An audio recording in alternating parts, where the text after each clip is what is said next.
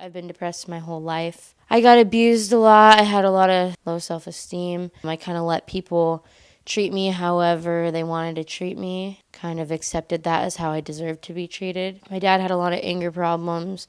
All the men that my mom was with had a lot of anger problems. No one ever really treated me right, so I just kind of made that who I was, that everyone can just treat me bad, and I treated myself bad. I got into cutting at a young age, and then I kind of got into guys, just letting guys abuse me, not respecting my body, and then I got into drugs. It's always been really actually a following the crowd thing for me. Weed, went to cigarettes, the same thing, just trying it because everybody else was doing it. And then I was smoking weed kind of a lot.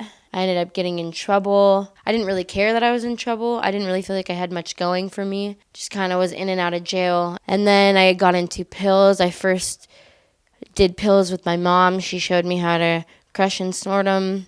She gave them to me. I got them for her. And then it really just became like an unhealthy friend relationship between me and her. It wasn't a mother-daughter thing. We're drug buddies, really. And then she started going to the altar, finding Jesus, and I'm just like, I don't even know about that. I was totally not for that.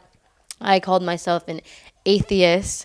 I heard the word atheist, and I'm like, oh, that's what I am, even though I had no idea what that meant. So I really just rebelled from that whole thing. She was trying to get help, getting involved in the church, and she went to the Good Samaritan Rehab, and the way I felt about it was not that she was going to get help to be a better mom. It was, wow, she abandoned me again, like she always did. So I would go back and forth from Portland with my dad and to her, always trying to find the better place where I could get away with what I wanted to get away with. And at that time, it seemed like my dad's house because she was getting better and finding the Lord.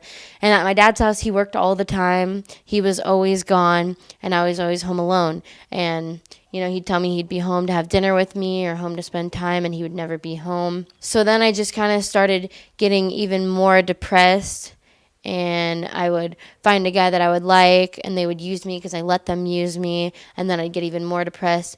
So then I just kind of started getting into the wrong crowd and hanging out with kids that were just doing a lot of stupid stuff. And I found myself in Oregon City, Oregon one night getting drunk with some friends, and they asked me, well, actually, they told me that they were going to rob some drug dealer's shed, and they were going to get whatever they could get, weed or whatever they found in there.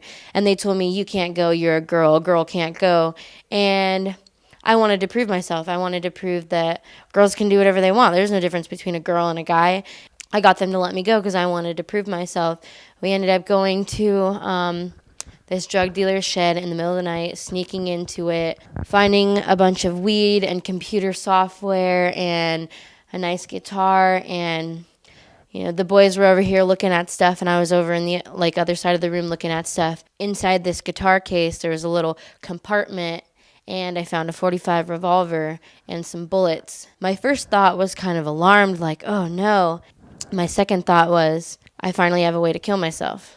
So I took that gun with me and the bullets, and the boys were like, oh, give me that. I know the first person I'm going to kill. And I was just thinking, oh, they're going to kill people. Like, I can't give them this. And so they were trying to wrestle me for it, and I wouldn't give it to them. And I said, okay, because I didn't really know where I was. I said, okay, you take me back to the house, and I'll give it to you. I had no intention on giving it back to them. I just wanted to get back to where we were supposed to be, and then I was going to leave. So we started walking. We had walked to the place. We started walking down the road, 2 a.m, 3 drunk kids. We were walking, and I was getting kind of sketched out and worried, because it was past curfew. I was underage. Then we got a half a block away from where we were supposed to be, the house that we were going back to. I was like, all right, safe zone. We're on the same block. We're fine. We're cool.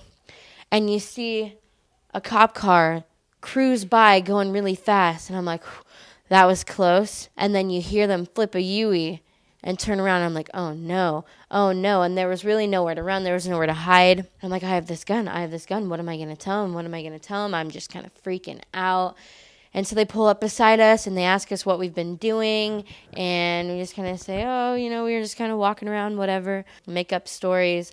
And then they smelled the alcohol on the boys, and the boys were acting wild. They searched them and they were done for. They were going, but I was the only one left. And by that time, there was like 6 cop cars there, and they were all males. So I tried to pull the card of, well, I'm underage and I'm a female, and unless you have a female cop present or you call my parents, then you don't have the right to search me. And they said, well, you're underage and we're arresting you for curfew, and if you're getting in our car, then we have the right to search you. And so they started patting me down. They found my pockets full of weed and just pipes and whatever else. And they said, do you have anything else on you? And I said, no. And then they were patting my stomach, and they saw the gun sticking out of the front of my pants. And they said, whoa, whoa, whoa, put your hands up, put your hands up. And then I just was scared. I was scared. In all of that, I went to jail. I got burglary and theft and unlawful possession of a firearm. But I really think that God was in the midst of that situation, because my only intention of having that gun was, I finally have a way to kill myself. I'm going to kill myself. And I was happy about it. And I just really think God was in the midst of that situation. So I go to jail. I stay there for a while. I get out. I keep getting in trouble. So then I moved back over here to live with my grandma and grandpa, because I think that's going to be a better place for me. They were cool. They were really strict on me at first, but then they loosened the chain, and then I met a boy. He had a lot of money and all the freedom he wanted. I had an addictive personality and low self-worth, and we got together, and it was just really a tornado of destruction. Drugs in his house. I liked doing drugs. I got in trouble repeatedly for doing meth. I got really bad into meth with him. And the whole time I'm just thinking, I want to call my mom. She's doing good. She knows the Lord. I want to call my mom. She's going to know the right thing to do. But I don't call her, and I don't call her. And then one day, when everything is just really at the end of the thread, when I'm just gone on meth, just not really knowing what to do with myself anymore, not even knowing where life's going. There's a knock at the door, and so I hid under the blankets, and it was the cops, and I get arrested. My boyfriend goes with me.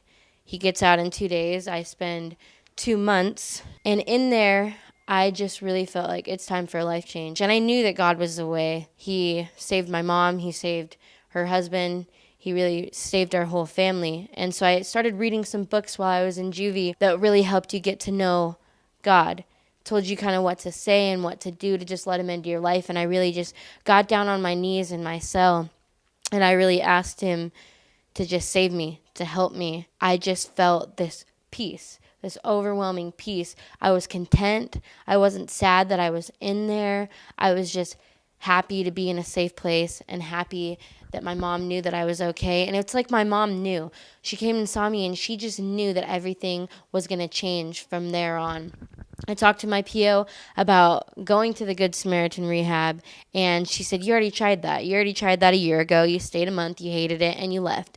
Well, that's because I wasn't ready. I wasn't ready to change my life. All I want to do is keep living that lifestyle. But this time I'm like, no, really, it's serious this time. And she didn't believe me. My mom talked to Pastor Tim and worked her hardest to get me in. Really, it was God. Court day comes. My PO had told me, I'm not recommending Good Samaritan. I'm against that. And me and my mom had both been praying very consistently that God just changes my PO's heart, just changes her heart, and helps her to know that this time there's really going to be a change.